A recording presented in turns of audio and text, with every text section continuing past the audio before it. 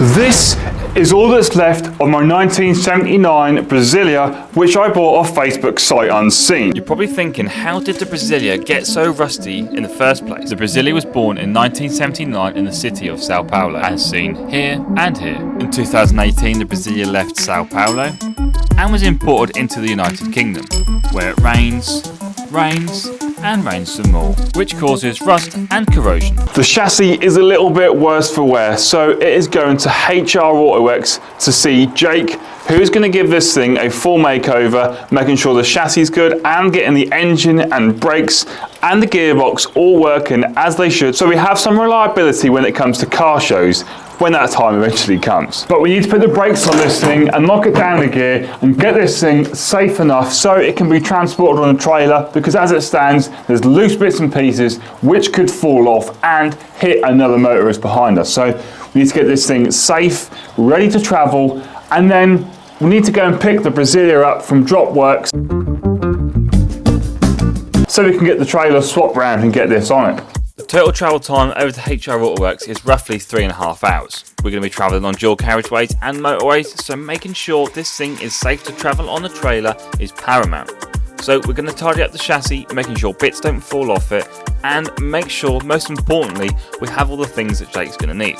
So as you can see here, we're removing certain bits and pieces off it, cable tying lines, cables, making sure that the air filters on top don't come off, making sure that everything is just good to go.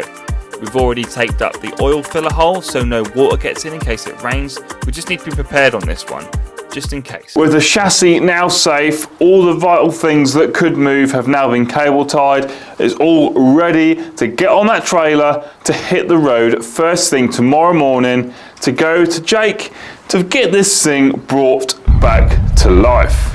And I can't wait. The Brasilia is hooked up on the trailer, on the car. Now, I would probably put bets on this tarpaulin sheet lasting about 5 minutes down the road, but I just thought that if it pours it down with rain, we keep some of the water off the engine, because there are some bits that probably don't want water getting into. So, place your bets on that, but we'll catch up with you guys in London with Jake at HR Autoworks. Cannot tell you how excited I am to see this thing as a finished article with shiny parts on it, good to go and safe to use on the roads. So we're now cutting the sheet off. Now if you bet that it would only last on there for 5 minutes, you've won the bet. The most annoying thing is it's now starting to rain, so I could do with the sheet on there, but unfortunately I don't think it's going to get us to London, so it's going to have to come off, and I don't want it to blow off in the road and hit another car. So anyone who betted that it was going to last 5 minutes, you've won the bet. What a nightmare. I knew this was going to happen. We're only 5 minutes in the journey, we've got another 3 hours to go. Typical. I wasn't going to allow this setback to define the rest of our journey. Hopes remained high and we were ever positive, although we had 2 hours left to go. We need to remember why we're doing this.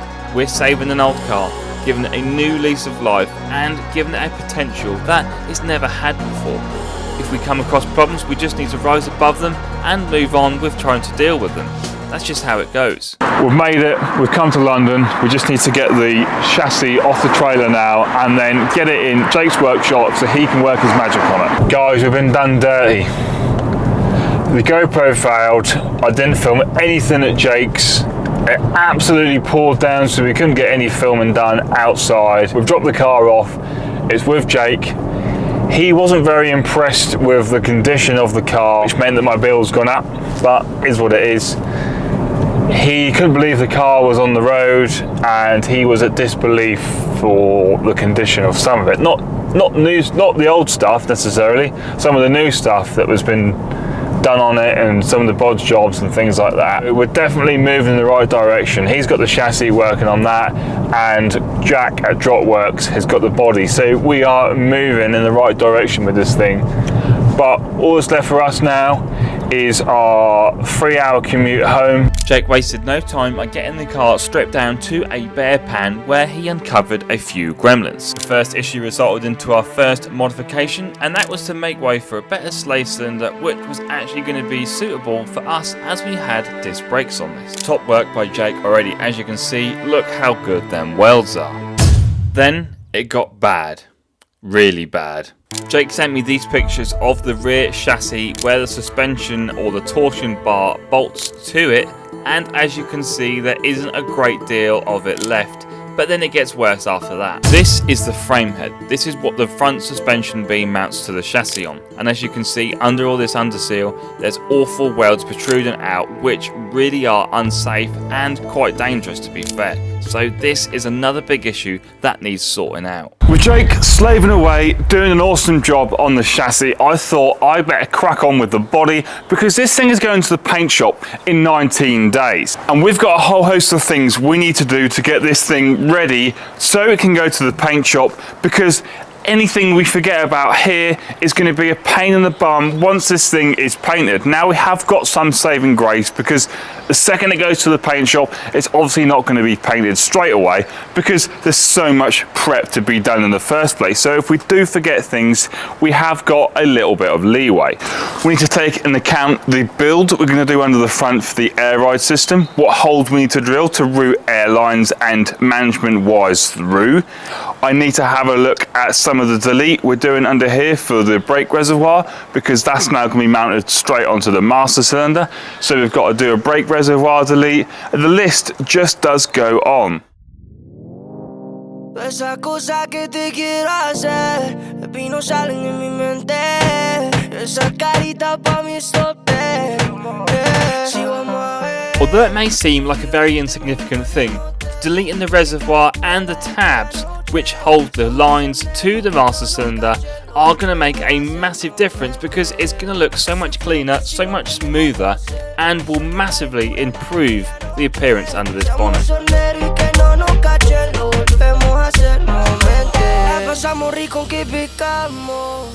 I've never built my own car before. I've never done stuff like this. So to me, this is a massive learning curve and a big opportunity. So I want to try and make this as custom and to my taste as possible.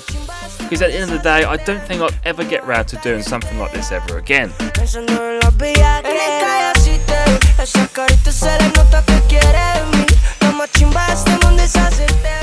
But the most important thing and the most awesome thing about this build is the fact that we are saving the classic car. We're putting it back on the road. Screw you, electric cars. I'd rather have my Brasilia any day.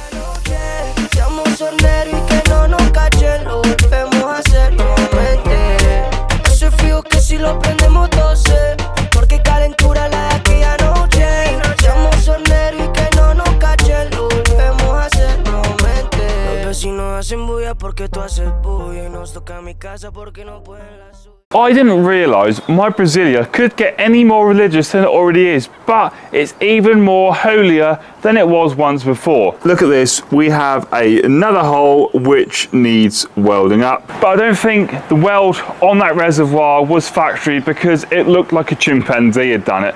I took a really gentle approach with the grinder. I didn't go too mad, which is why I used like an abrasive disc opposed to a cutting disc. It has left a hole, but we'll just have to get that welded up later on. I think that was some previous shoddy work opposed to my awful application of the grinder. I need your guys' opinions to help me on something. So like I said earlier, we need to get everything done ready before this thing goes to the body shop. So Jack at Dropworks gave me an idea of mounting the air suspension under the front here. I had thought about keeping the boot space down the front here clear, so if I was to drive this thing to shows, which I do plan to do, I've got some storage at the front to make it somewhat practical. So we came up with the idea of getting a Beetle tank to come in the front here. I'll insert a picture on the screen of that at Dropworks. Beetle tank in the front here with my air tank mounted across the top. Now, I would still like to show off to everyone else that this thing is on air. So I thought, have the tank here. Tank probably finishes somewhere around this sort of area, and have twin compressors mounted on the front piece here. and then have some nice lines for the cables from the compressors to come around and then go back through the bulkhead, which will then go into the electrics, and then have the tank mounted at the rear. But I want to know, what would you guys do? Would you have the tank mounted across the top and hide the compressors somewhere else, or would you do like what I said? Let us know in the comments what you would do. You might do something completely different, but I'm all new to this, so I'm seeking other people's advice or guidance of how to actually make this look really good under here. Whilst we're trying to decide what to do with the air setup, why don't we head over to Jake back in London and see what he's been up to whilst I've been faffing around with this. Over in London, Jake was actually making some good progress on the chassis. The housing for the torsion bar had been welded up and looked great. The frame head had been tidied up and looks better to receive the beam, until Jake found some more holes. But the gearbox was looking shinier than it ever has in its life before, and the chassis had some fresh metal in it, so I didn't care about that. As you can see, Jake's doing an awesome job at getting the chassis ready. Now, I will be honest, I have spent more money than anticipated. It's like building a house. You get a budget in mind, and you'll always end up going over. We're almost £1,000 over Jake's initial bill, and that isn't including parts. So we might end up having to sell the van to pay for this, because the money going in this is just getting out of hand. But unfortunately, that is all we have got time for, so hopefully you have enjoyed this video. Smash that like button, smash the subscribe button, and don't forget to keep tuned, because this thing is a transformation that you don't want to miss. So come back in the future to see how this thing looks once it's done. Thanks for watching.